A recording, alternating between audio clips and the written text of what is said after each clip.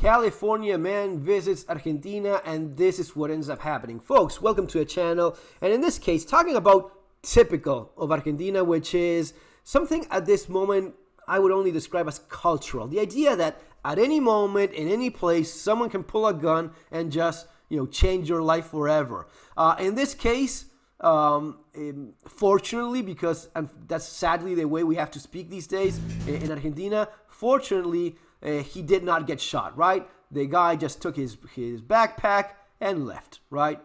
Who's California man? Well, he's not originally from California. This man, his name is, I think he's Bruno. Well, Bruno here has left Argentina many years ago and lives in California.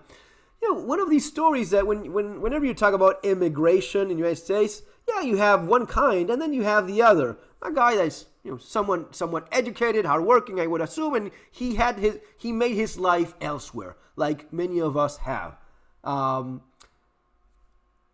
He said that he got a laptop stolen, which he uses for work. So maybe he works in tech or something like that, especially living in California of all places, which would be the last one I would personally go to. But in any case, Argentine man living in California decides, you know what? I'll go visit my country and have a coffee with my brother-in-law, which is what he was doing here. In a nice place, Havana, a nice little cafe where you have alfajores, and he was waiting for his coffee, and he said, it's a nice day. Let's have our coffee outside. It's broad daylight, full of people. What could possibly happen? Well, what could possibly happen is this. All of a sudden, someone pulls a gun and says, give me your backpack, and that's kind of it.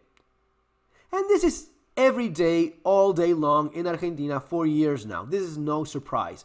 There's nothing new about this. This happens all day long in Argentina. This is the stuff I've written about in my books, in Street Survival Skills and Surviving the Economic Collapse. Here's where I describe this way of living, and many people thought, that's not possible. Who lives like that? Well, we do, or at least I did for many years of my life. This is constantly looking around because someone's going to pull a gun on you at any moment. I actually lived in Bernal for a while, and it's a dangerous place, right? It's maybe a little bit more dangerous than your average, nicer neighborhood in the capital, in center of Buenos Aires, usually the more touristy. Tourists usually don't go to Bernal. This man was going because he's probably from that area. But he was in the downtown part of Bernal. Little cafe street people, doesn't matter. They just pull a gun on you and cell phone, wallet, backpack, whatever it is.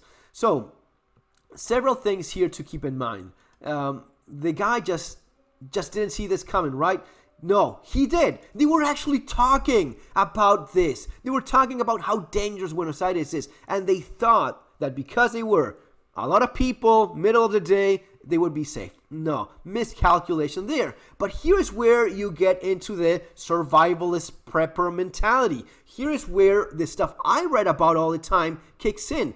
I would sound like a paranoid lunatic. The stuff I've written about is sometimes even hard to believe for many Americans that say, who lives like that? Well, this, what you're seeing now, at any moment, any time of the day, gun is pulled and shit goes down like that. Now, can you really live like this? 40-something million Argentines do. So yes, you can. There's a lot of people that live much worse in this world. There's people that are surviving right now conditions that would drive most of us insane. Constant bombings all day long. Your family being blown to pieces all around you, and you don't even know how many minutes you have to live. People live like that. Unfortunately, in more than one part of the world at this very moment. So you can, is it great? Is it nice? No, it's not. It's not. So how is it that he actually dealt with this? Perfectly well. He said that he had a backpack with a laptop, which was when he was being interviewed, he talked as if either the laptop was not that expensive or for his economic status didn't change him much at all, right? Having a laptop stolen, it's not a big deal for him apparently, because he reacted in a, what is it they stole? He said nothing, just a laptop. So for a lot of people in Argentina, a laptop being stolen is you're doing without a laptop for years to come. Now, our friend here living in California and maybe making a good living, not his case, okay? Now, when it comes down to what is it that you can do to not have this happen? Personally, I would not go to Dam Bernal. If I'm in Argentina, I would stay in some of the nicer, better, touristy places. And if I'm meeting with someone, and this is something I did when I still lived in Argentina, meeting with someone, a nice shopping center in the nice part of town, Galerías Pacífico or back in Alto Palermo or whatever shopping center with good security and good social economic part of the city. That's usually where you want to be around, because this is a lot less likely to happen. Now, stuff that I've written about that applies or may not apply. Many of the things that I've written about sound excessive and like too much for countries and people that don't live with this reality. For example, here there's a part where I explain that one of the things you can actually do is, especially when you have like a backpack, is, when talking about this sort of stuff, tactics and little things, your backpack not having it here or there, having it down there where it's less visible, and maybe even hooked like on your foot or something like that, or on the chair. Well, if you have it hooked on your foot, it's less likely to get stolen, like it happened to me once. I was actually in one of these nicer shopping centers, and I still got my backpack stolen when I was a teenager with my friends. We were going out, and I just had it there. Second of distraction, someone obviously sneaked in very close and just took it away from me when I was talking with someone else. I've actually seen this. Not only did it happen to me, I've seen it happen to other people, and sometimes people, hey, careful, someone. It's insane. But when you live like this, these things happen. Personally, I would just do that, not go outside. He said that he wanted to have his coffee outside because it was a nice day. Probably I would have gone inside. Probably I wouldn't have even taken anything with me. No backpack, nothing, just your wallet. And if you get your wallet stolen, well, so be it. But you try to avoid this at all costs. Now, you probably caught this when the guy, right, he racks the slide, and the slide, it's not coming forward. So that gun is jammed, okay? There, I guess you see it right there. Let's go back frame by frame. You see it? There you see it clearly, right? So as you see there, the slide is held back. Why?